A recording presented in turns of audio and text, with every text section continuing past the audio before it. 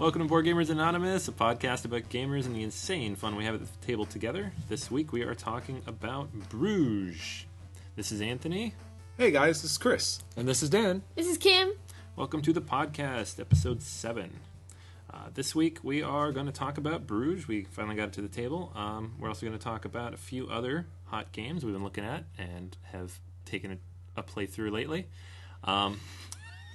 So, hey, Anthony, besides talking about Bruges, what other incredible hotness are we going to look at this week? Why are you laughing, man? It's not cool. This week a podcast full of surprises. It'll even surprise us. We don't even know what we're talking about in this episode. How is that different than any other week? That is true. Welcome to the Unprepared Cast. Hi, Wait. Damn it, I should have wrote something down for that. Is it my turn? I'm Kim. All right, so we are just about 1 month away from Extra Life, about a month and 3 days as of we recording this. That means we are down to the final countdown in terms of updates, in terms of information. And we have a couple updates this week, not the full list of games that we're looking at. Hopefully we have that next week, but we got at least one more donation in we want to talk about. Yeah, Z-Man Games was generous enough to give us a few different games towards our charity drive, and the best is they gave Agricola, which is a game that either somebody will die for as their first prize pick or make their last pick. Agricola is a great game by Z-Man, but it is either a love or hate. Very few people are like, yeah, why not on Agricola? And it comes with the Animeeples. Yeah, I mean, that is a game of serious components. Z-Man loves, just that game is, picking up a tree, the wooden fences, wooden meeples, wooden resources. It's a great component game. Yeah, somebody's going to go home very happy. Oh, yeah. Yeah, unless it's the last game on the block. The person who pulls it. No! But yeah, we definitely want to give a huge thank you to Z-Man for the donation, and we are very thankful, and we cannot wait to have this charity drive and see you all there. Yeah, absolutely. And if you head to the Facebook page, we've just put up a list of instructions if you want to join our team. If you're in Staten Island or in the area, you're going to join us for the event, or if you just want to donate and be part of the team. There's just a step-by-step walkthrough of how to get on the team, how to donate, and how to become part of the event. And once again, 100% of the donations goes directly to children's hospitals.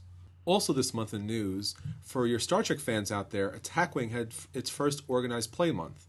So if you were an Attack Wing Star Trek fan, hopefully you found a local game store where they were holding the event, because you had an opportunity to win a Ferengi ship, plus some additional attack dice, and the Deep Space Nine big cardboard tokens.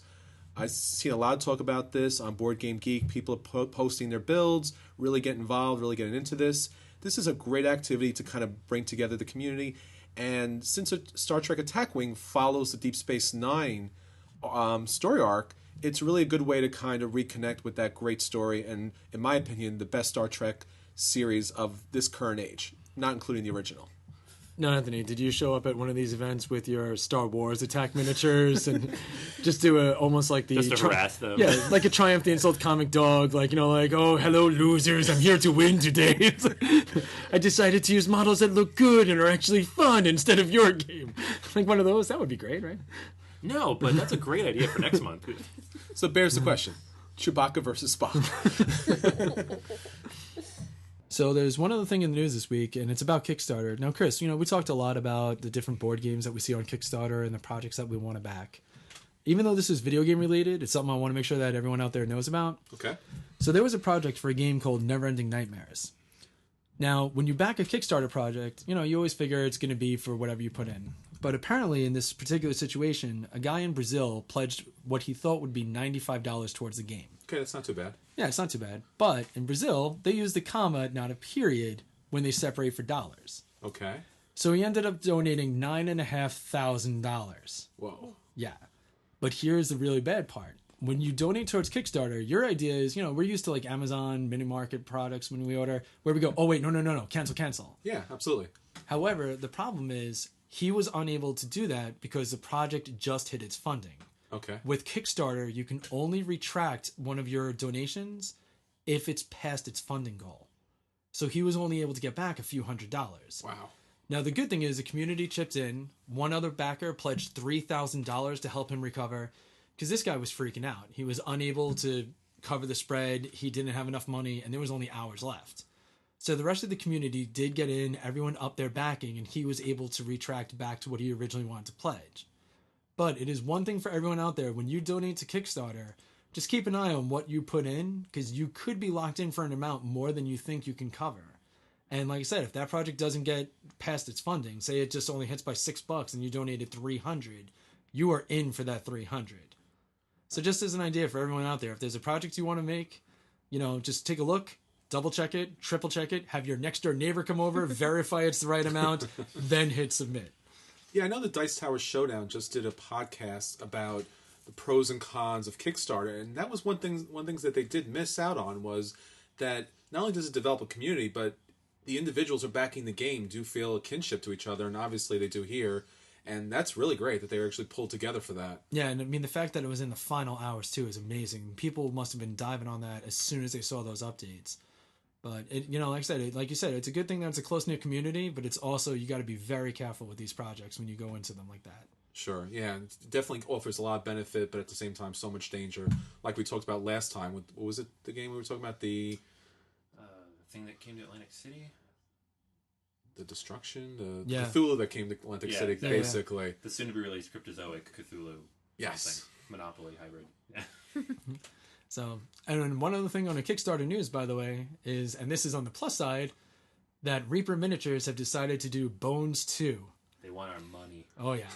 Anyone that went around the first time on this packing, at $100, you were getting hundreds of minis. This is one of the most successful Kickstarter stories ever. I think they made almost $3 million the first time around. Unbelievable. So this one, with only 5 days in, is in the hundreds of thousands. I can't wait to see where this ends.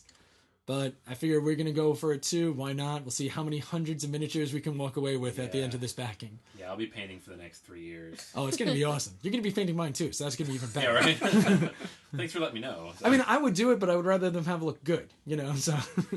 You give me 200 minis, we'll see how good they look. Yeah, right? They're done, it's been 2 weeks. We'll create your own personal paint sweatshop. We'll put you in a closet with just a light bulb. This one is high detailed and highlights. This other one I dunked in red. What's it supposed to be? I don't know, something red. It's red. This is the red guy. How did you get such a nice blend on the cape? Well, my tears were mixing with the paint, so gave a really nice finish. It's not paint, it's blood. So that's all we got for the news this week. And now it's time for Acquisition Disorder Corner. What's got our eyes this week, guys? We already mentioned earlier that Attack Wing had its first organized play event, and shortly after, WizKids released their first wave of their new ships that were released. Now, you may remember that the core set came out with 3 ships, but also the 8 ships that came out at the same time weren't actually Wave 1. They were Wave 0, so they came out at the same time. So actually now we're looking at Wave 1. So one of the ships, and honestly the most important ship, if you're familiar with Deep Space Nine at all, would be the Defiant. The Defiant was the Federation ship that basically the show was kind of based around, and it was Captain Sisko's ship who was the main character of the show. So the Defiant is typically thought of as this little combat ship. It has a cloaking device, a really high quality ship. It was originally, like if you're sticking to the theme, it was originally meant to fight the Borg. So, usually when you think about Federation, there are these science vessels and these, exploratory kind of vessels. This was an attack ship. So it's really a different departure from everything else the Federation has done. So when you look at this ship, something a little different here. So it has 3 attack, 2 evade, 3 hull, 4 shields. So pretty strong for a small attack ship. And its special abilities, when you're defending, you can convert all your opponent's crits into regular hits. Now, this is really important because if you ever played Attack Wing or you played X-Wing, when you get the crit, an additional special effect takes place that does some really serious damage to your ship. So avoiding that, it's a great idea. So this lets you play like a little more of a defensive style game instead of you can actually go ship. you can actually go into a real kind of heavy attack and not have to worry as much, because that crit usually just ends the game for your ship. That's not bad. Now, you mentioned the Borg. Do they have the Borg cube yet? Not yet. Still don't want to play this game. That's what I need to want to play this game. I want the Borg. Yeah, it's funny, but for some reason, and I guess for a good reason, it doesn't show up in the Deep Space Nine universe. So the Borg is really a next-gen kind of main bad guy. I have a question. Now, people who are familiar with miniature games, Yeah. for someone who never saw Star Trek or just little here or there mentions of it, but never really got into the show, is it gonna be hard to play? Well, the game mechanic is pretty simple. It's the same game mechanic that's used in Star Wars X-Wing, and it's actually even an older mechanic. I think it's Wings of War, where you have basically the base shows you the attack range and it gives you all the stats, and then you have these pre-cut out forward motions, line motions, turns, and attack ranges. So it's a very simple game. If you've never played miniatures before, this is as simple as picking what type of direction you want to go, placing that little piece in front of you, moving your ship to that, and then seeing if you can attack.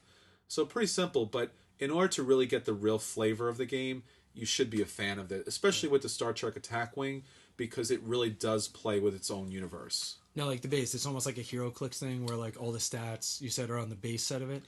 Now, I got a question for you. When you're playing the game, do you tend to find that you make a more thematic army where you're like, no, man, there's no way this guy would ever be in the same ship? Or do you just go, well, he has 9 firepower. He's my captain. I don't care if he was a janitor on the show. Yeah, but that's the really interesting thing about the organized play. There's been a lot of talk on Board Game Geek about how do you build your fleet. Now, you can use multiple ships. You can use different crews to kind of build your ships. But for the purists, for the people who do love this show, they really do want to stick to that kind of basic setup. Otherwise, it really doesn't make as much sense as it could be. Yeah, I want it to be where somebody's like, no, Worf would never be with Captain Sisko. I want to hear that at some table. Well, surprisingly enough, they have tribbles. I don't know why tribbles are in the game, but they have tribbles in the game. So that's kind of cool. Yeah. So you could actually use characters from the original series. So you could put Kirk with Kira and Data for some reason. You could put them all together. Mind blown. I know, I'm telling you. So you can write that you can actually make an army that's your fanfic story that you've been writing for the last 11 years is what you're telling me. Pretty much. Sweet, all right. Yeah, WizKids did a great job as far as putting the characters together. So, yeah, and Sisko's there. There's been a lot of debate. If you are a fan of the series, do these characters, do the ships really match up with the theme of the show? Are they as strong or as weak as the show? They're fairly in a good range. So you should definitely check this out. It's fun to play. And the Defiant looks great. And you definitely want to have this ship if you have nothing else. And one other thing, who was that captain that played as Hercules on that series? Are you talking about Kevin Sorbo? Yeah, that would be the dude. Okay, he was from Andromeda, Dan. Yeah, but I want to play with him just so I can be like, yeah, I have Hercules attack you. His name's not Hercules. Yeah, whatever. Fine, Beastmaster. I don't care. Dan's got all the random syndicated shows from the 90s. Well, you can play... Sisko was Hawk on Spencer for Hire. All right, I'll do that. If you go way back when. I just want to play games where I just antagonize people to no end with not knowing what I'm doing. And this is different from every other game. How? Well, yeah, I like to stay consistent, People look forward to that, I'm sure. There's nothing like losing to someone who has no idea what they're doing, that's right? my favorite thing on earth. HeroClix. I attack with Thor. Heimdall. Whatever. He has a hammer. Let's just do this. Hammer guy. MC Hammer, right? Yeah. I'll call him Bob Vila. I don't care. I'm winning. I think I'm the only one at the table who doesn't know anybody from Star Trek, like Dwarf and Trebles. Dwarf? Did you just say Dwarf? I meant Worf. Is that his name? I don't even know. Wow. It's D&D in space. I feel bad because I'm the only one at the table who So that'd be like we will Netflix you for 24 hours. We'll make it like a Clockwork Orange. We'll have your eyes taped open. Oh, God. Get you in enough episodes that you know everything. Next week on Board Games Anonymous, Kim spouts incoherently about Star Trek. Why would that be any different than in the Snow White and the Seven Dwarfs? Snow White and the Seven Dwarfs would be the greatest thing ever. Whoa. And Michael Dorn would play all of the dwarfs. I'm taking down the queen now. Is it bad that I only know Whoopi Goldberg from in one It's of a them? start. It's a good start. I don't know who she played, but I just know the actress's name, and she was in Star Trek. She had a great hat. Did she? Awesome. Crazy. Yeah. It doesn't matter because Deep Space Nine was stolen from Babylon 5, but now I just really blew your mind, right? What is Babylon 5? What? Was there a 1 or 2? There was. Babylon 1, 2? That There's came Babylon after 1, that. 2, 3, and 4. Yeah, that was after the movie Leonard Part 6. Are you guys screwed? It's making fun of me. In the show, there was No. Babylon 1, 2, 3, 4. There were space stations, but things happened. But those were boring, so they just went straight to Babylon 5. You got to watch the show. Lost. Okay, so No, Lost is a totally different show. I know Lost. that's with Captain Saeed. No, no captains. All right, so obviously the attack wing is not your thing, but what's been going on your acquisition disorder, Kim? I heard that my favorite deck builder, Tanta Quarry, is going to be on the iOS soon, so I cannot wait for that. I'm hoping that the artwork, they're gonna keep the artwork on the cards. Like, they're gonna show the full set of cards. Like, you know how like you have an Ascension? Yeah, I think like Playdeck is making this one, right? Probably, yeah. Yeah, they do really good with their iOS conversions. Now, the only thing I don't know is, does anyone know if it's going to have all 3 expansions or just the very first game? It's probably going to just be the base set just to test the audience. Yeah. Then if it sells like wildfire, then they'll... In-app purchase for the rest, probably down the Sure. line. I wonder if they need an age limit for vacations, because, Chris, you saw some of the cards in those things. Little raunchy. I didn't see anything. Yeah. I don't know what you're talking about. I deny everything. Yeah, Tantakori had that weird set though, where it was like the first set, oh, it's it's cutesy and it's nice. The second set, okay, it's a trashy mate or two. Maybe the guy's just into it. And then the third set, it's just like, yeah, I just picked them up in the red light district. You all know exactly what this game is. Stop pretending. Yeah. She had a duster. I'm assuming she knows what she's doing. But I know that if some people are bothered by it, only for the fact that you're buying maids, and a lot of females out there might not like the fact that... Yeah. And you're buying them with love, which is, that's a currency that's only useful in a game. Yeah. Apparently Subways does not accept 3 love for a sandwich. I tried multiple times. You tried 5 love. I should try that. But I actually also saw on Miniature Market, the Crossmasters Arena, it's $45 now. Yeah, the core game. That's a great price for that game. That game is really good, and we enjoyed it a lot.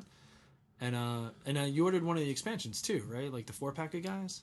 Yeah, we got the Fire and Ice expansion, and they actually have 2 more: the Percival rules, and The Remington, I think, right? Yeah, Remington, which he looks awesome. Yeah, we picked up the Remington earlier, and I mean we got it at 22, and we thought that was a good deal. But Miniature Market has them at 15 on their clearance right now.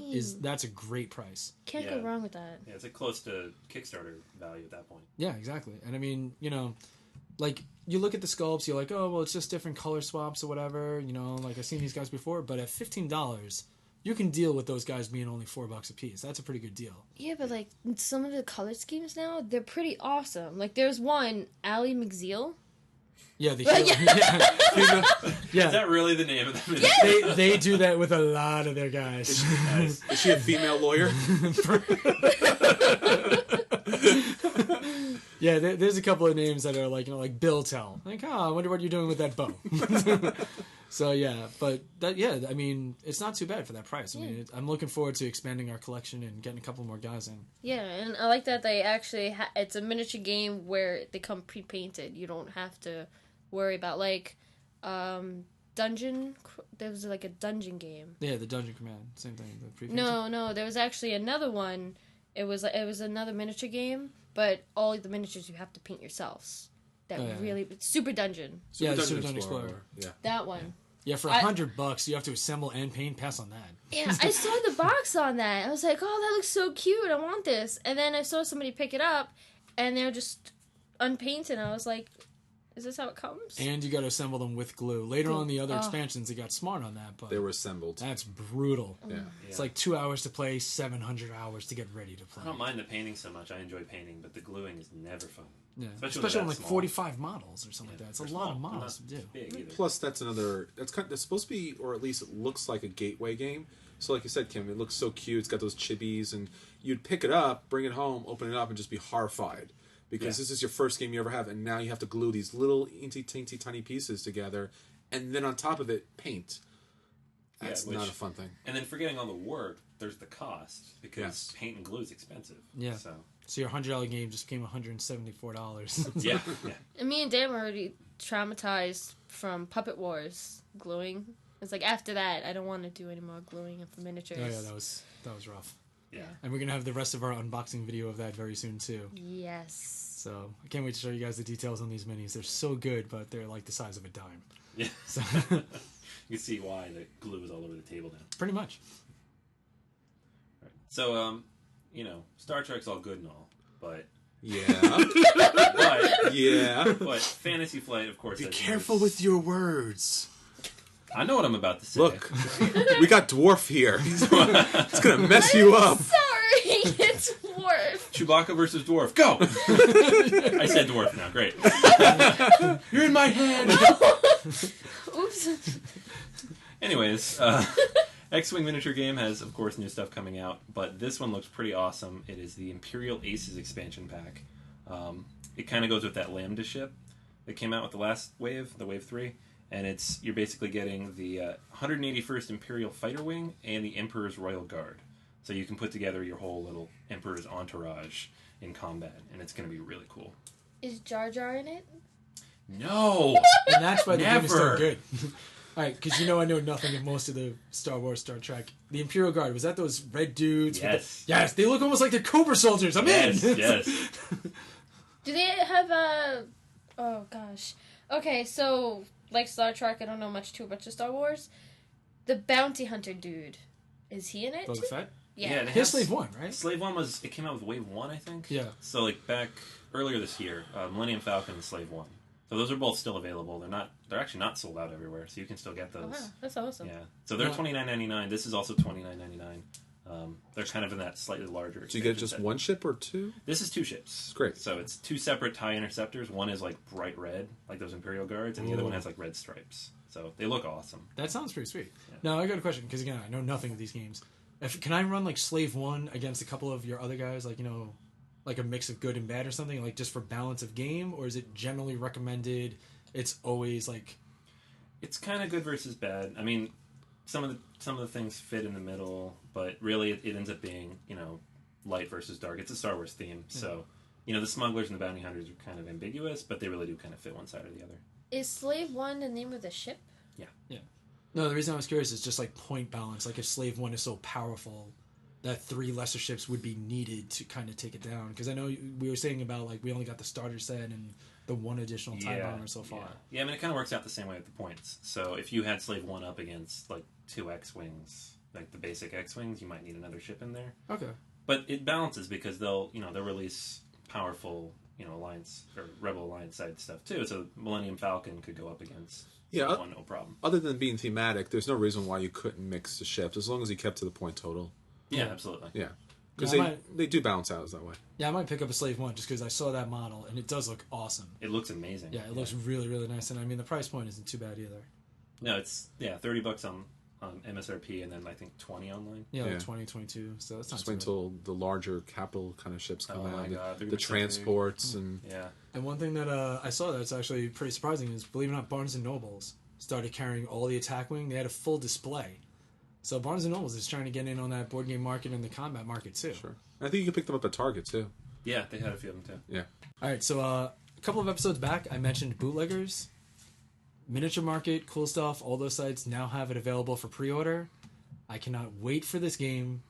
It is something I've been looking forward to for a long time. I've been looking online. I saw the older editions, and there's also the the Atlantic City expansion, which I'm assuming Boardwalk Empire helped propel to massive popularity. Probably, yeah. Is that the one with the trucks and you put the barrels in it or Yeah, boxes? you actually get little trucks of different sizes to put your whiskey You get crates in. trucks? Yeah, so Oh. Jack is gonna love this game. Yeah, right now I'm picking up on my son's obsessions here. I just thought it was a game about rum running. I was like, that sounds cool, but you get a truck? I want a truck. But what sounds phenomenal about this game is almost a little bit like Nothing Personal. There's gangster cards. So you can be like, oh, okay, well, if you want to sell in this place, that's fine. I'm just going to come and murder everyone, and none of your guys will make it home, and then you'll be shut down. So it has that threat mechanic where the other guys that you're bullying are going to be like, all right, we got to team up to take this guy down. So I like that concept a lot, and I'm really hoping it keeps all the same scale of the components and everything. But there's no definitive date on this. I'm hoping something soon. Yeah, if it's up for pre-order, I'd imagine the next month or Yeah, two. I probably. cannot wait to get my hands on this game. So that's everything we're looking forward to. Obviously, Chris and I will be continuing to face off on Star Wars and Star Trek for the foreseeable future, especially as long as these things are printing money. And we'll be back next week with another long list of things we want to play. At the table this week. Alright, so this week we've been playing a lot of stuff, but most of it's for future reviews. So we played Bruges, and we played Bioshock, Siege of Columbia. So we have a lot of reviews coming up. So in the meantime, we wanted to share with you some of our favorite two-player games with a first-time top 10 list. All right, so before we go into the top 10, I got a few honorable mentions I want to bring up. Oh, no. No honorable mentions. It's a top 10 list. Not a top 15, not a top 20 list. Stick with the rules, man. Top 10. Yeah, but I mean, honorable mentions, they stand out. It's things that almost made it on the list. Yes, they stand inside the top 10. Take your top 20 outside, sir. It's not welcome here. Okay. The Facebook supplement, Dan's top 17. Chris jumps on the comments and yells at him, no! Top mid-tier second string game. Let's get started with the actual top 10, not 11 or 12. All right. I'll let you get it. Some deference here. Right. Just some podcasts, a couple of podcasts. We're not going to name them. Try to get a little carried away. Let's name their own voices. I think so. A little bit. All right, with the honorable mentions out of the way, how about we hop on the top 10 list? Again, this week, top 10 two-player games. Number 10. The first game on our list, number 10, is Stratego. Well, if you ever played this as a kid, you were actually playing a really fun, kind of advanced game. Now, this spot could easily be taken by your chess or your checkers, but Stratego added a different dimension to this game, because not only did you have that traditional chess stand set up where you had 1 versus 1 and you had the same type of components, but it allowed a lot of different gameplay. You could play very defensive, you could have an attack strategy, and you never knew what you were attacking and what you were getting to. So really fun, simple, colorful game with a lot of different dimensions to it. Yeah, I mean, that game was around for years and years, and it still holds up to this day. So yeah, I love it. I've been playing it since I was 10. Me and my brother used to play it when we were little. And it's great because it's accessible for kids, but it's not... It can be more complicated if you want to really put some strategy into it.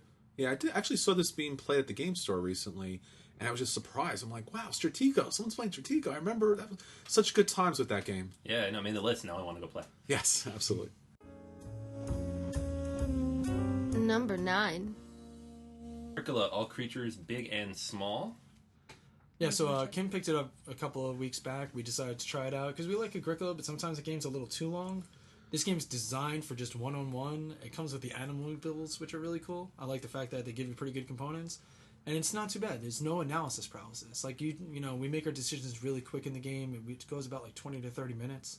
Yeah, it's a really quick game if you want to do a 15-minute game or 15, 20 minutes. It's really fast. It's a good couples game too because it's just laid back. You're not struggling to attack somebody or it's not like a heavy combat game. Yeah, and each zone is fair. It's not like, you're taking 25 pieces of something and the other person gets 1. Yeah. So it's really good for that. Number 8. Crossmaster Arena is next up. I know you've been playing a lot of this lately. Oh, yeah. This is a really good couples game, too. The figures are really nice and cute. So... basically, just looking at it, I can see girls getting all amped up to play this, and their boyfriends could be like, oh, okay, we'll play this. And when they actually get into the game, it flows really nicely. The combat's really fun. You played it, Dan. Yeah, we played it. I mean, and Anthony, you saw that anime style and all the characters, so it's definitely a stylized game. It's easy for people to pick it up and go, yeah, I'll see what's up with this. And all the components, the trees and the crates, it gives a nice feel and a nice look. So it's very interesting to play the game. And what's really nice is it has a surprising level of strategy. So you can go casual and you can actually get a little hardcore with it. Yeah, that 3D game board is great. And it's one of those games that looks like, basic. Like you said, you can make it really simple. Or if you want to go out and buy a ton of expansions and customize and play it to the nth degree, you really could. So it's a lot of replayability there. Number 7. Lost Cities. This is a game that I actually saw on other top lists for two-player games when I was researching this back a long time back when I was first starting to play board games. And it's basically a very simple two-player card game. You get a hand of cards, you lay down the cards, and you try to get the most points in different colors. Without going too deep into the mechanics, it takes maybe 30 seconds to learn, 20 minutes to play, and it's replayable in a lot of different ways, but it also has a nice theme to it with that whole, hidden jungle explorer type thing. It also has a pretty cool app for the iPad if you want to learn how to play, or if you just want to pass and play, and that takes even less time to play through because you don't have to worry about the cards.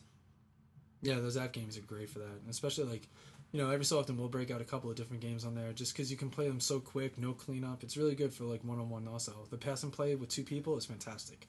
Yeah, honestly, we should have a top 10 2-player games on the iPad because, most of these are going to be on there eventually, but there are some that just play really well that way. Oh, yeah, absolutely. Number 6. Next up, Castellan, a brand new game from Steve Jackson Games, which all 3 of us just purchased, so it definitely had to make the list. Yeah, we have to thank Miniature Market for their deal of the day. $15. Not a talk about a great deal, and we instantly all jumped on that. Yeah, I mean, the game looked really interesting. When I saw you guys playing it, I wanted to check it out, and now we'll have our chance in a couple of days. I can't wait for it. Yeah, I mean, this game is great for 2 because it's, it has a lot of replayability, but it's not super in-depth. There's not a ton of expansion or variability in terms of the setup of the game. It's always going to set up the same. It's always going to play through the same, but it's quick, and every time you build out that, castle fort of yours, it's going to look different, and it's cool. It's like a 3D interface there. Yeah, it's a really fun game, really simple to learn, and it'll hopefully pretty soon have a 4-player kind of expansion. But once again, it's the same game. So once you learn the base game, you know how to play the 4-player game too. Number 5.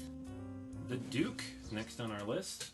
Kind of an upgraded, amped up version of chess, if you want to compare it to anything. So automatically, it's a good 2-player game. Yeah, this is a great game. It has really nice wood components and a small kind of sorting bag. So pretty much each tile that you pull, kind of like a deck builder, has a different action to it based upon whatever character it is.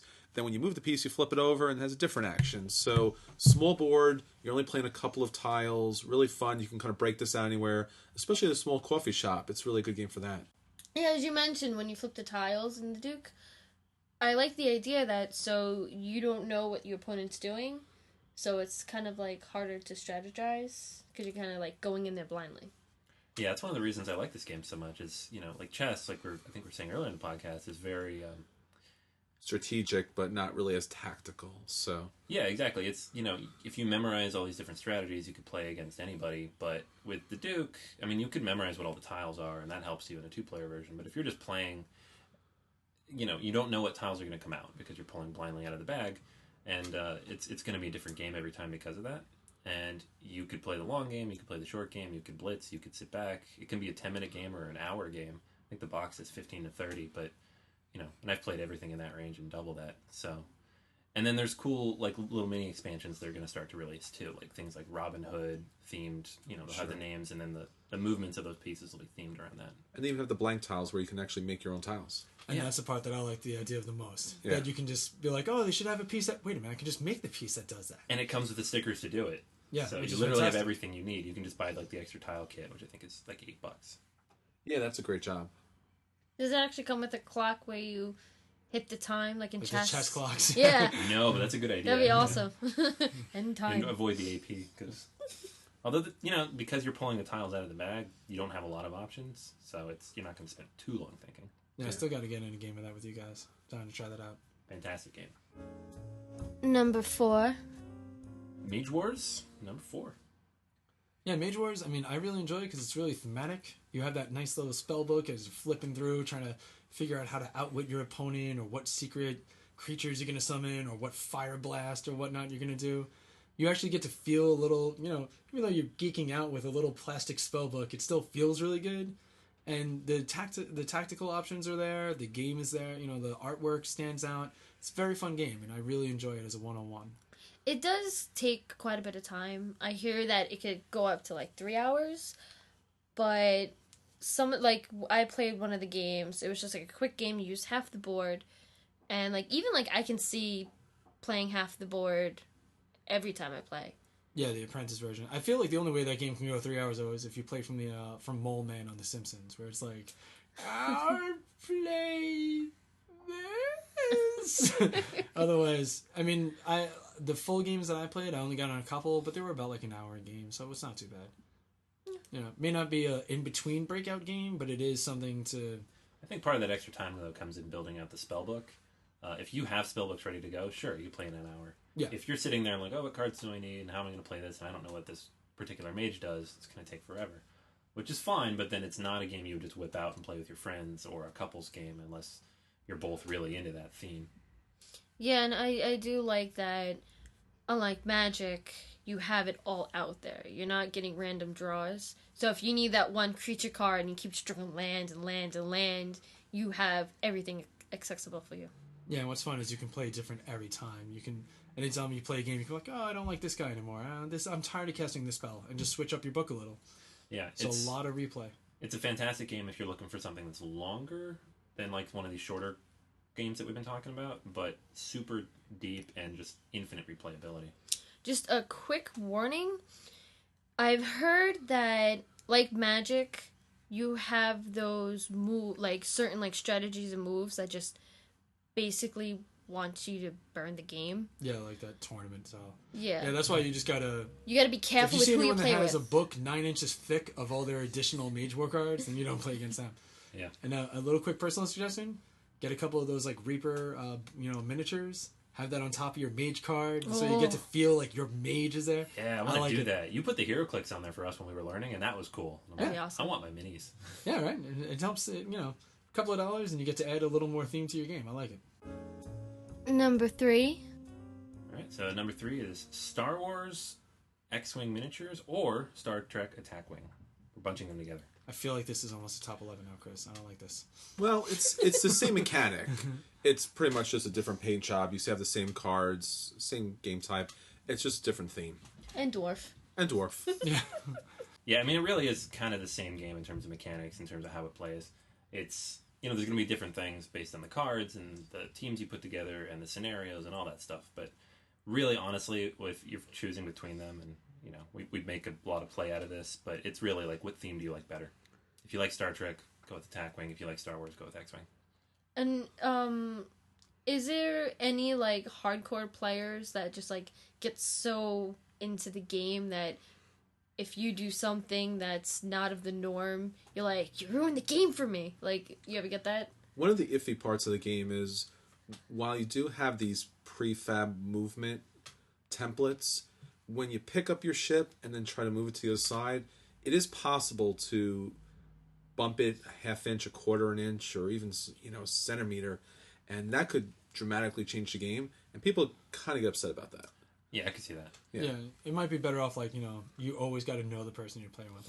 It seems like a game that would be great for friends, and a great way to destroy your love of that franchise if you want to play it in Totally. Adversarial arenas. Yeah. Same thing as what you said with Mage Wars. If someone pops out a jumbo tool box out of the back of their car full of 800 miniatures, you're like, just walk away. Just walk away. Yeah, when they press a button and the box starts unfolding itself and lays out the... Yeah, exactly. And they've primed it and repainted it to make it look even better. It's like, okay, this is... Can we play something else? Yeah. But it's really cool though, because you buy say the starter kit of X-Wing, it's $40. You could play that just with those 3 miniatures in 15 or 20 minutes base rules. So it's really accessible, couples wise, or even just people hanging out at the game store. But again, it comes down to if you like the theme, it's probably one of the best miniature games around in terms of entry level. For number 2, we've lumped a few together.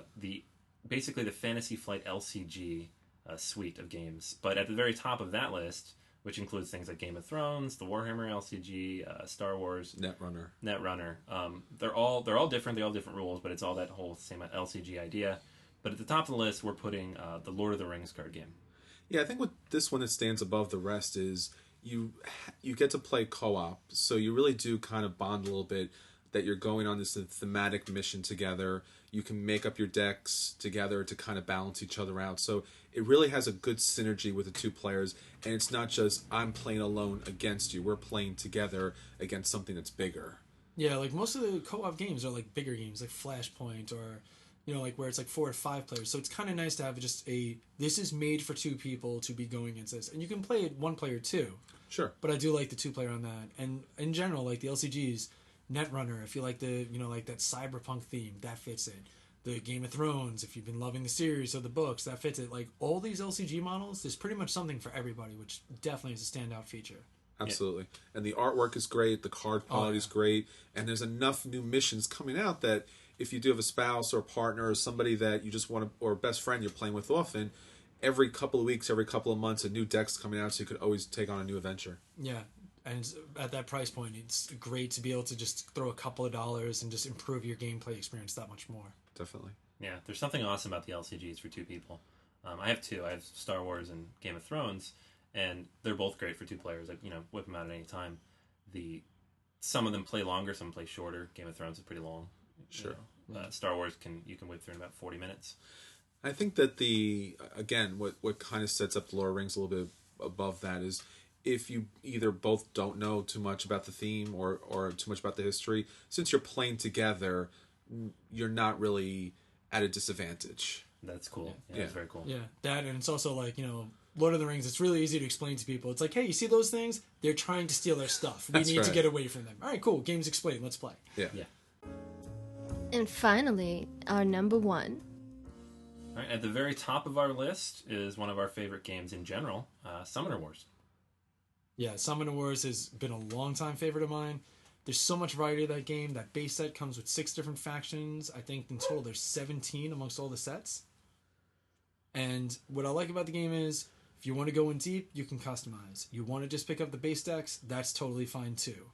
Your strategies, even though you're starting up the same setup for every race each time, your play options, your play strategies, there's just so much to this game that stands out.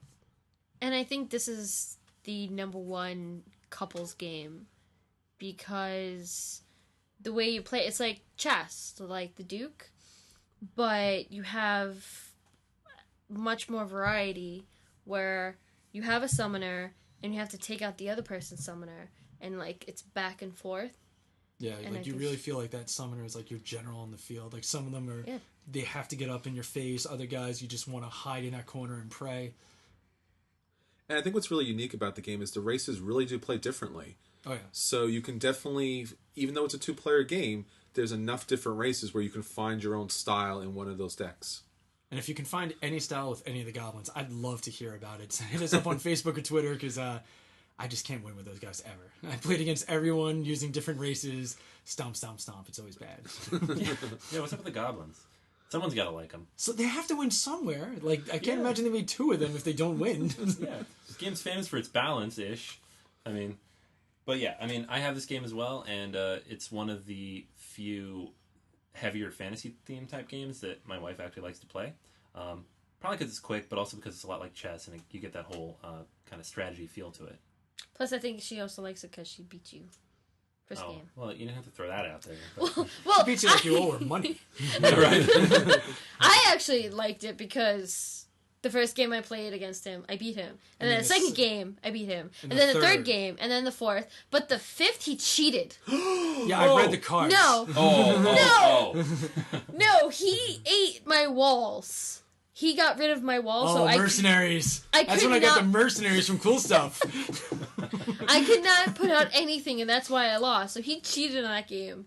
No, it's also you threw away your other 2 walls because you wanted that mana for your champions. I did not do that.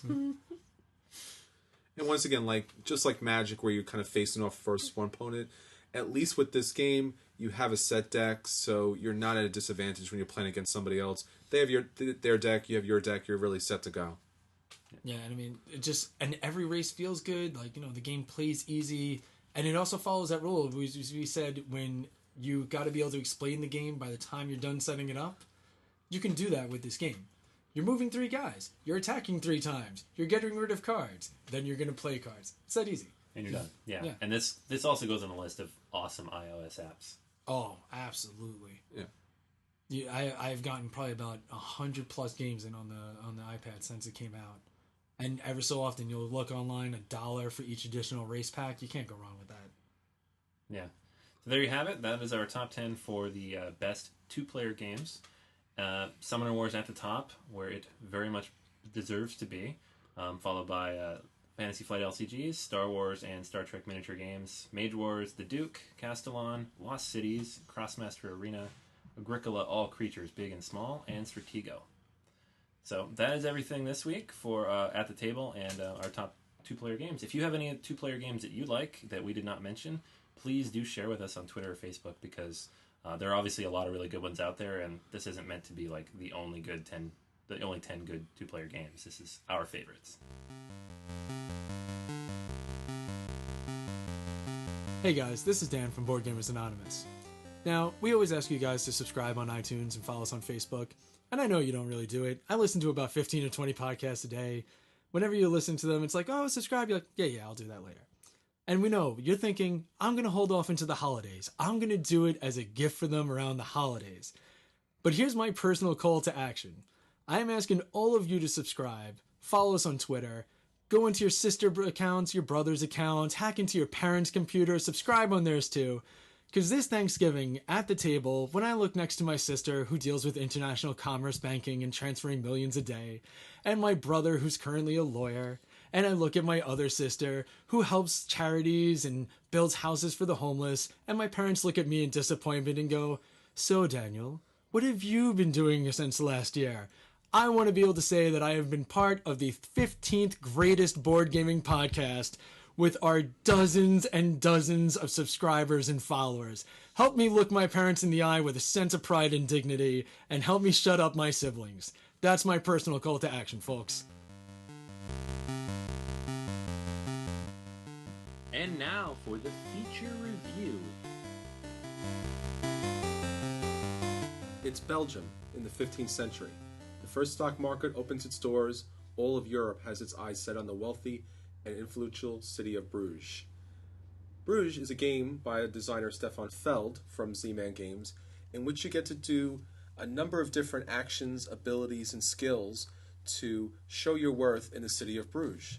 Now, we talked about this game a little bit sooner, and it's unlike any other game that we've played up to this date, because the actions, while they do have some mechanics in common with other games we played previously, as far as card drafting, dice rolling, worker placement, it touches on everything just a little bit and gives you a flavor what it must be like to actually influence and build a city. Bruges, what you're looking at is a small board of the city.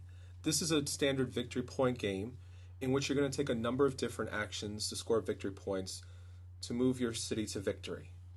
On the outside, you have your standard victory point track, which you'll start off at 5 victory points, and now you have a number of options to take place. The main mechanic of the game is you'll have 5 cards to start off with. Each card has a number of different actions which you can take. You can take 2 workers. Those workers will allow you to build a building. On the other side of the card, you will see a building with 1 victory point. In order to build that building, you will have to expend one of the workers of that same color. You can also take the coin resources of the dice that's been rolled. So if you have a red card and a red die has a number 6 on it, you'll be able to get 6 guilders, or in other words, 6 coins. You'll also be able to discard a threat marker, and we'll talk a little bit about that later. And when you do discard that threat marker, you'll be able to get 1 victory point for that. Another action you can take with that same card is build 1 canal token. And you also have to pay the coin cost or guilder's cost that's stated on the board. So it starts off with a 1 and then moves up progressively to a 5 to complete that entire canal. You'll also, as I said earlier, be able to build a house. And then last but not least, you'll be able to recruit 1 person. Now that person is going to require a gold cost, again, guilders, for that person. In addition, you'll also need a house to be built previously in order to be able to place them in that house and then be able to perform that action. In order to perform the action of the person, there's a couple of different things that they can do. So you will see on the card in particular, there's a downward facing arrow that allows you to take an action immediately. There is also cards that have a little worker colored, matching the possible meeples that you have in your area, that once you place the worker as like a worker placement action, you'll be able to activate that card. In addition, there's also, you have a little infinite loop, which will allow you to use that action throughout the game. And finally, you'll have a little laurel icon, which is a final victory point card that you'll be able to use to score extra points. Each of these cards all have one of these icons on them. In addition, they'll also have their class on the bottom with a little token. That comes into play with many of the different cards. Okay, so now let's talk about game setup. At the beginning of the game, each player takes 5 workers, one of each color. These are the smaller meeples that will be used to either activate a card or to build a building. You also take 5 guilders. You take 2 seals of your color. One large seal that you place in front of you to show everyone what your color is, and the small seal will be placed between your 2 canals. That denotes the fact that those 2 canal sections are yours. In addition, you'll be able to use 2 player pawns. 1 player pawn, these are the larger meeples. One will be placed on the victory point track at the 5-point marker, as we talked about, and the second will be placed at the reputation track. As the game goes on, you'll be able to score reputation, but we'll talk about that later. You'll also receive 3 majority markers. Now, the majority markers are tabulated at the end of each turn to show who has the majority of either canals, personalities, or reputation. And that's the basic set for that game. Now, on the rest of the board, you'll see a number of interesting spaces. So as we mentioned, the reputation track is somewhere where you're going to definitely pay attention to. When the game starts, you'll be drawing cards, up to 5 to begin the round, and then another 5 as each round goes on. When you first roll the dice, you'll see 1s, 2s, 3s, 4s, 5s, and 6, your standard D6. Any 1s and 2s are added up, and that's what the cost is to go up 1 spot on the reputation marker, and that counts as victory points at the end of the game. In addition, any 5s or 6s, those count towards the threat that is acted towards every player in the game. Now, out of the 6 dice in the game, each one of them has a different color. So if you roll a blue, you'll get a blue marker if it's a 5 or a 6. So that's something to keep account of, because if you get 3 threats of the same color, that threat takes place on that player, and then you lose something. As far as the threats are concerned, the yellow, the raid, will cause you to return all your guilders to the bank. Once again, that's your money. The flood forces you to return all your workers to the supply. The fire, remove one of your houses or canal tokens. Pest, discard one of your people. Or purple, which is intrigue, and you lose 3 victory points. So your dice match the reputation track, so the 1s and 2s. The threats are the 5s and 6s. 3s and 4s you don't really have to worry about. Now, as the game goes on, these dice are going to play more and more a big part as far as what the threat becomes and what the reputation comes to. Now, taking a look at the board again, we can also see that there are canals. Each canal, and as I said earlier, when you place your seal, you'll have ownership of 2 full canals. You'll be able to place little canal markers, these little pieces of blue water in the canals. Each portion of the canal is a different color with a different cost. As I said earlier, going up to 1 to 5. You need to discard a card of that color in order to be able to build that section, along with the cost and guilders for that section. When you hit the third part of the canal, you'll score 3 victory points at the end of the game. If you're able to get lucky enough and skilled enough to get to 5 parts of the canal, you'll be able to take one of the statues. Now, the statues are in the middle of the board, and they score from 7 down to 2. And that'll be able to give you victory points at the end of the game. So if you're going to build canals, build them quickly. As we talked about earlier, there's also majorities. So at the end of the game, you'll be able to score those points, but as each round goes on, you'll be able to flip your token over if you have the majority of the reputation, people, or canals. So that can change multiple times in the game, but once your reputation's flipped, you're set for that game. So during the game, you'll see a lot of racing to try to see who can get those first. So as each round goes, you'll draw up to 5 cards, play your cards, and this is where the real flavor of the game comes into play. You'll have a lot of different roles of people back in that age. You'll have artists, you'll have knights, you'll have royalty, you'll have merchants. Each of the flavor text or action text there is really reflective of the game. Sometimes the soldiers will protect or score you points. Sometimes the merchant scores you money. And sometimes the royalty benefits off having other royalty of their same type. So there's a lot of variety there as far as what cards you get into your hand and how they play out during the game. This is really the best part of the game. So you'll take these actions and play your 4 cards each round until the end of the game. Now the game starts to come to a final stop when one of these 2 small card draw boxes is empty. At that point, you'll take the extra deck, place it in that box, and that'll start the last round. And at the end of the game, you have final scoring. So each person has a printed value just below their coin cost. Each house counts as 1 victory point each. There's also benefits from the cards. Remember we talked about that, the laurels. There's also the majorities that count for 4 points each. The canals. If you hit the 3 mark, you get 3 points. And obviously the statues, which are great. The reputation, you mark where you reach on the steps. And then always the tiebreaker is the guilders. The winner, who has the most victory points at the end of the game, is the most influential person in Bruges. So now let's talk about Bruges. We just finished playing it. Dan, what'd you think? I think you barely stole victory from me by 2 points because of that special scoring guy you had at the end of the game. But it is an amazing game. I actually like it a lot because they found a way to make 1 card represent 5 resources instead of you have to get from this pile and go for here and go to there. I love the element of how the cards interact. Come on, Dan, don't be spiteful. All right? I had it, man, I had it! Just because I can pronounce Bruges, that gets me a victory point alone. When you steal my points, I do get spiteful. I do. Is it bad that I wanted to call it Bridges? Does it sound like grudges? Grudges? Okay. Yeah. Felt like you had a grudge with the way you were taking all those worker meeples. Well, Kim was playing her own game. It was I interesting. had a strategy and then I veered off. So that's the thing. When you play games, when you have a strategy, stick to that strategy. Because if midway in the game you're like, this strategy isn't working, let me move on to the next one, then you kind of see you're stuck. You're not going to win because you're at this point you're just mixing everything and it just goes bad. Yeah, Bruges is bad. not a good game for the butterfly syndrome where you start working on your one tactic and then 3 turns later, I like buildings instead. Well, the one good thing about the game is with each card, you can take a lot of different actions. So you can fluctuate. But yeah, if you have a plan going in, you'll benefit a lot greater.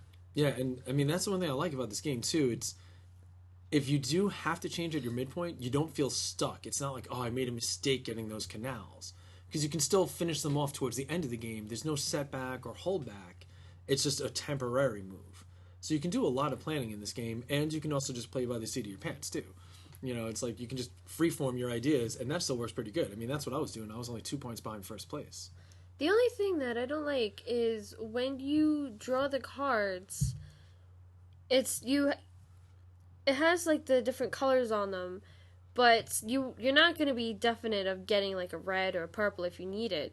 So it's like if those cards will never show up, then you're kind of stuck because I wanted to build more canals and I needed blue or red, and every time I kept on drawing, I couldn't get any. And then when I did, I didn't have the money to buy the canal. So, that's one thing I just don't like about the game. Yeah, that's one thing with what Kim is referencing. In Bruges, when you draw your cards, there's going to be 2 trays of cards, and they're all facing the same way. So you'll know the color of your card before you pick it up. So say you need a red card, and the left tray is purple and the right tray has red, you can draw from that. The only thing is sometimes you'll get it where it's like, do I want purple or purple? And then you'll draw that card, and the next card is also purple.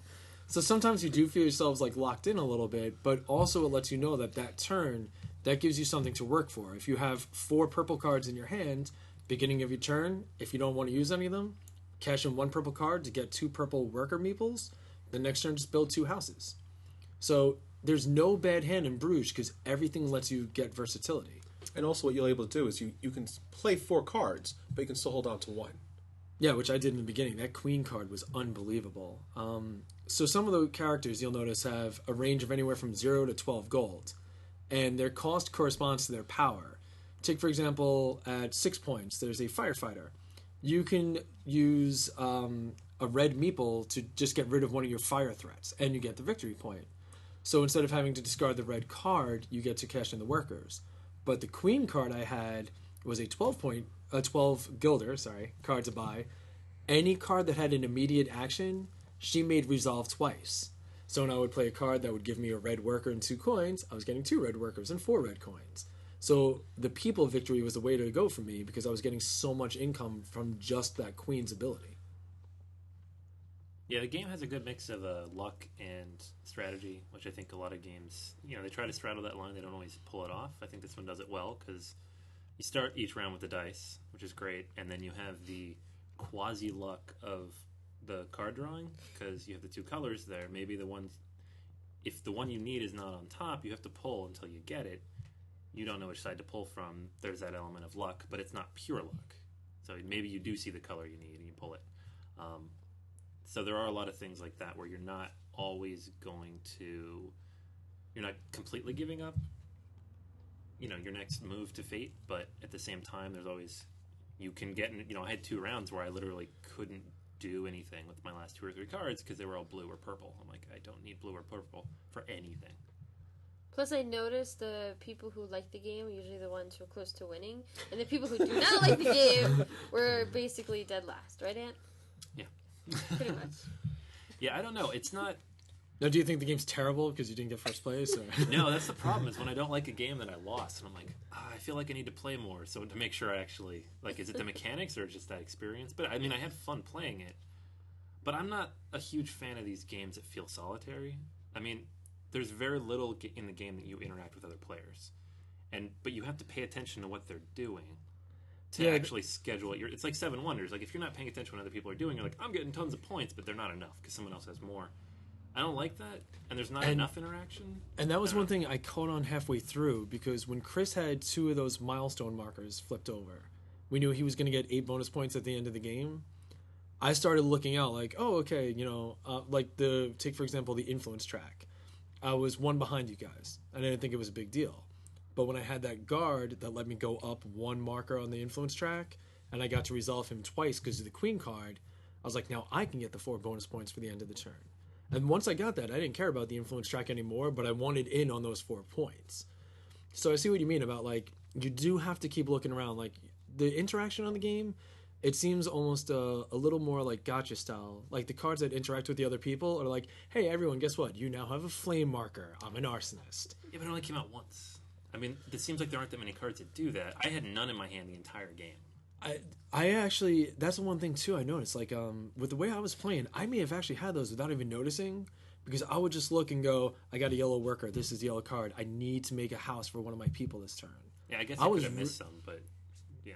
Yeah, I was really low on the workers that game. I was, with one of my people, every turn I was able to take 1 worker meeple of my choice.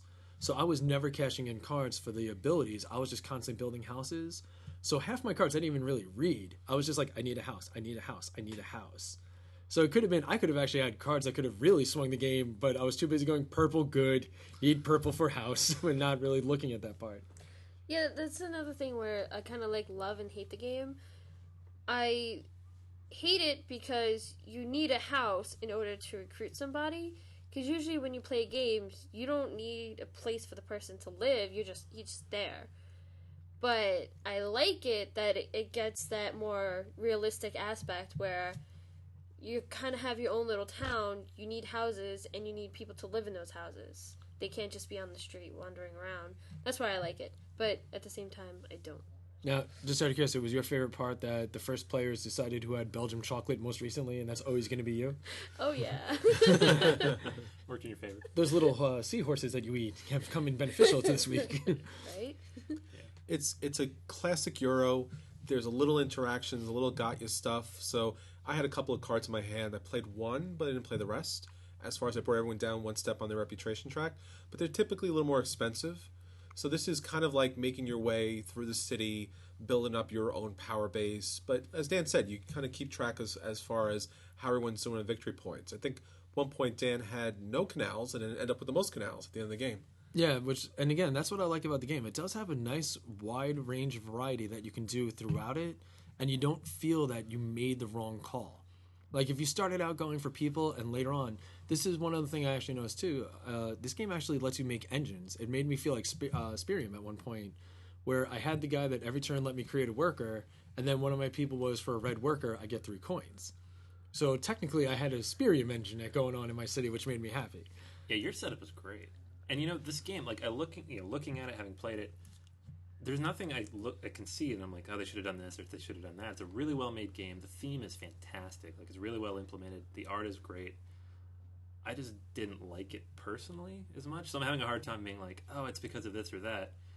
I'm guessing, from my perspective, I guess if you don't like those games where you feel like you're playing by yourself until the very last turn, maybe you won't like this. But honestly, I can't think of anything wrong with it either because, like you said, there's so many different ways you can play, and I really like that part. At any point I could switch back and forth, and it was fine. I just have a question. Since I didn't hear Chris mention it earlier, what do you think of the artwork? Because you're big on that with most board games. So I'm just curious. Because honestly, for me, it's pretty dull. Yeah, but... our resident professor of components. Yeah. Tell us what you think. Well, first off, I like the graphic design. The cards are clearly stated. Typically, when games go with iconography, it's a really hard, rough, tremendous kind of jumping back and forth through the rulebook, trying to figure out what you're doing and why you're doing it. The graphic design is nice. You have the picture of the person that you're playing. You have the coin that's actually inside the coin. The victory point marker is standard throughout all the different spots on the board and the cards. And the different actions are on a little ribbon strip on the side, so you can actually tell what are the different possibilities with that action, and it's color-coded. So the yellow buildings have the yellow card on the other side, and when you look at the meeples are yellow. So you're not going to be confused with, oh, I can take any color meeple, but no, just yellow here. And the same thing with the die is yellow, the thread is yellow, and the house is yellow. So it really kind of gives you a nice standard to kind of play by. The artwork, you just basically have the person. So it's a nice decent drawing. It's of that age. Nothing spectacular, but it's nice. It's better to have that than just have nothing at all. It's true. Yeah, it looks almost like a brush art work style, and I kind of like that on all the cards. Like a couple of beggar and merchant cards I had, they looked a little grimy, while the princess and all them looked very regal, which I thought was a nice turn. Also, the board looks great. It's not too overwhelming and too interactive, but it just has a really nice art design to it. It feels really good. I love the board. Yeah, the board is amazing. That was actually one of the first things I saw that made me want to play the game. Because the box just looks like another Euro box. It's Bruges. It's 16th century Europe again. It's nothing special, but then you look at the back and the board looks pretty cool. Yeah, and I like the draw trays, that they're actually angled a little bit so the cards fall back so you don't have things spilling out and nobody gets to cheat a peek at what the next color is going to be. Yeah, it's pretty well designed. And the wooden dice, too, I actually thought was pretty cool. Because the only other game I saw that used wooden dice was Garden Dice.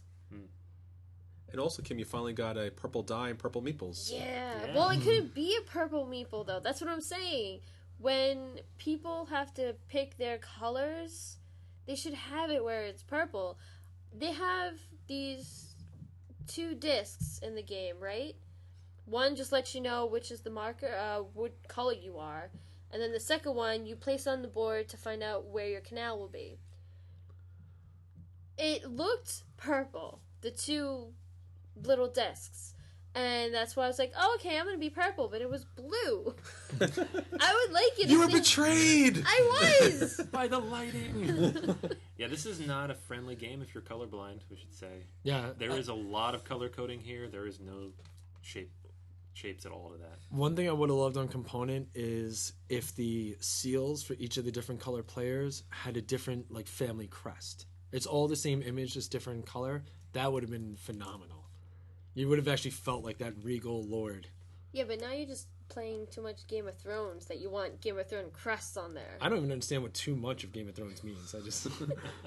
I do also like with the graphic design, the threat markers. On one side, it actually has the picture of the threat. So you see a fire, but on the other side, it shows you actually with the icons what actually the fire does. Yeah. So it destroys a building or destroys a canal. So you can go a little bit more theme as far as what's playing in front of you, or you can flip it over and go a little more explanation. I would have loved it if they were actually, to represent the circle, if they were different sizes, where if the first one, it was somebody with water up to his ankles, then the next one, it's at his waist and he looks a little more panicky. Then the third one, just hands. You're fulfilling this little collage. Yeah, exactly. Well, a Fantasy Flight dial. The only thing that doesn't make sense is, if you have a fire and you get a flood threat, wouldn't the flood put out the fire? Like, that's the only thing. It's it's like, realistic. You can put people in your houses, but if you have a flood and your house is on fire, it's still going to be on fire. The fire destroys the canals, so Yeah. the water's used up for the Yeah, they had to fire. empty it out. You know, you have to use the bucket card to make sure.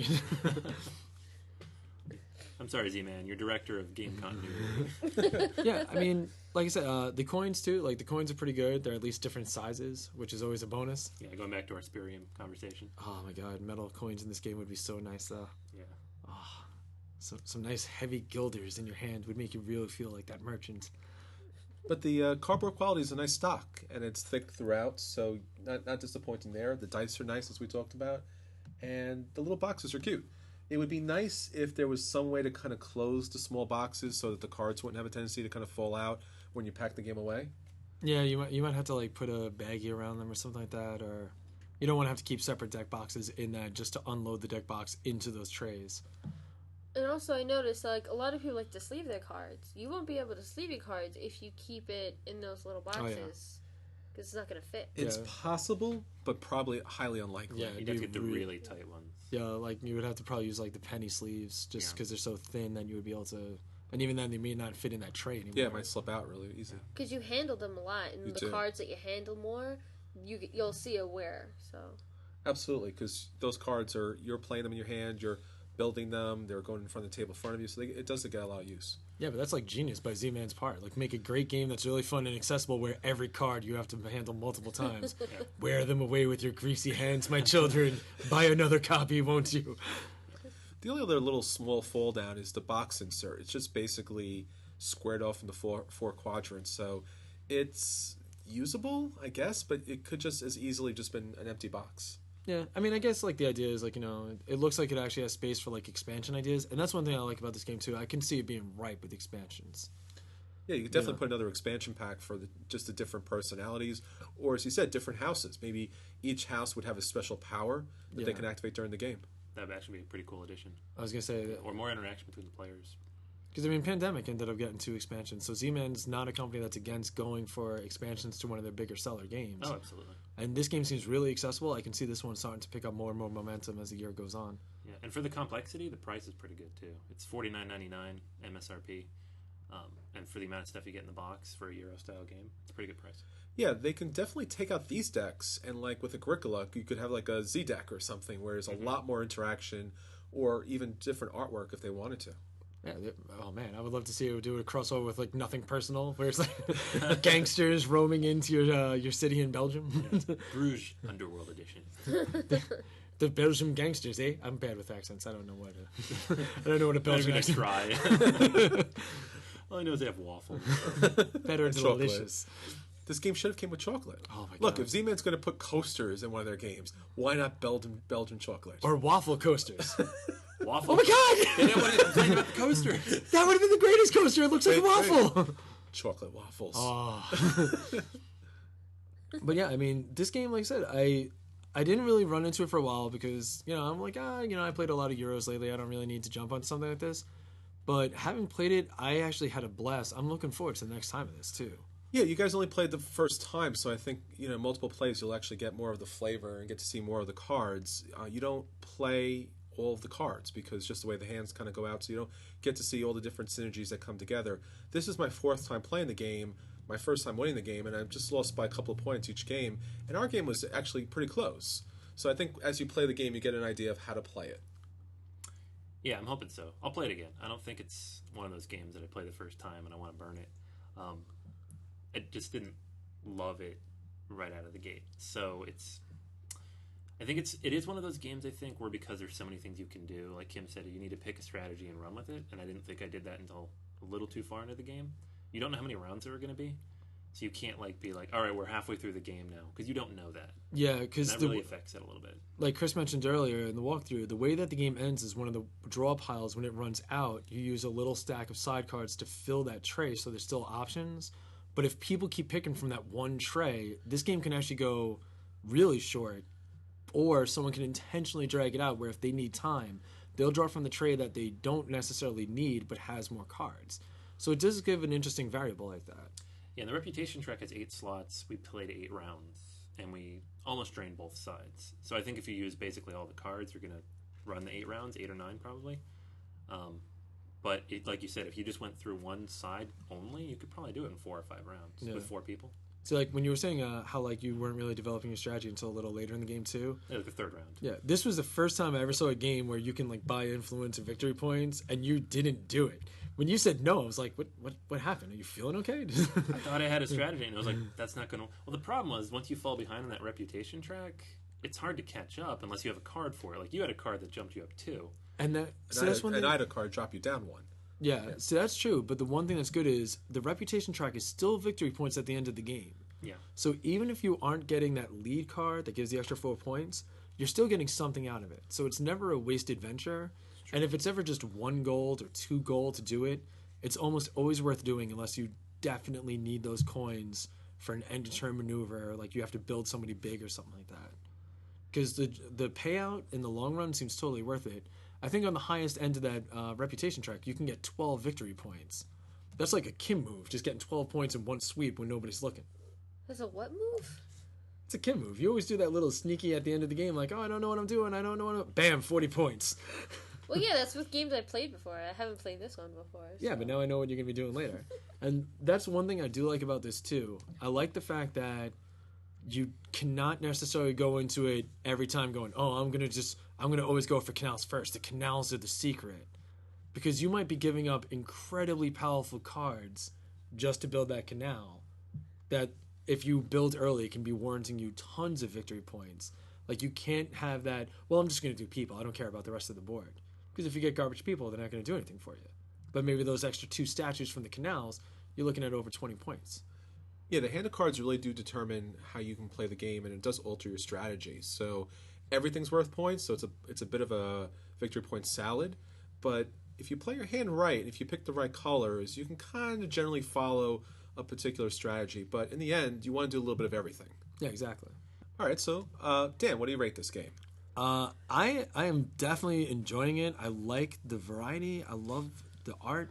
Has a lot of options. I'm actually anxious to play it again. Like, I think this is definitely going to have to hit the table again later today. I'm going to say that if you like resource management games, because this game has so much versatility, definitely check it out. It could be dangerous if you have friends with analysis paralysis. But, like I said, I mean, there's really no bad decisions. It's just maybe not your best choice. So I would say it's a definite play. Yeah, I'd have to say it's a must play. Even though the fact that I lost tremendously, I wasn't sure if I was going to play it again because I was last place. Yeah, but you didn't lose Like 10 tremendously. Yeah, I lost tremendously. You only lost by like 38 points. No, I scored 37. What, you were like 100 and something? No, we were at like 59 and 62 Yeah, it wasn't or that something. How far does the It goes 50. go? 50 It goes is to the- 50 You're and thinking then- loads of water deep. I am. Yeah, Okay. that's not far in Belgian chocolate. Okay, so I lost minimally. Like, Yes. Well, it's In your first Belgium, time playing 12 too. points means yes, nothing. exactly. That's why I wouldn't mind trying it again. And if anyone who plays this game feels like it's just like a lot, it's a lot to take in because there's so many things that you can do. And if it's your first time playing it and you lose, you'll get like dead last, just take a breather, try it again, because maybe the second time I play it, it'll go a little bit better. Like, now I know, pick a strategy, stick with that strategy, and then next time I play it, I was like, okay, maybe I can try this strategy. So I would say it is a must play. Yeah, I'm in between right now. I need to play the game more. I'm leaning dodge just because I can think of other games I'd rather play that are not necessarily exactly like this, but like that frame of mind. Like Scoundrels of Skullport, which we still got to play again. Or Spirium, which like from last week, I love that game. You know, I would if someone said Spirium or Bruges, I'd say Spirium every time. And and they're not the exact same game, but that's like the mindset I'd be in. You know, sitting and analyzing what cards to pick up. But that said, like on an intellectual level, looking at the game, I'm like, this is a well-made game, and there's a lot going on there that I'd like to experiment with, just to make sure I understand what's going on, and B, get the most out of it before I make that decision. So, I'm gonna say play it with those caveats. if it ends up being every time I play, it just feels like that solo variant. There aren't a lot of times I like playing those kind of games.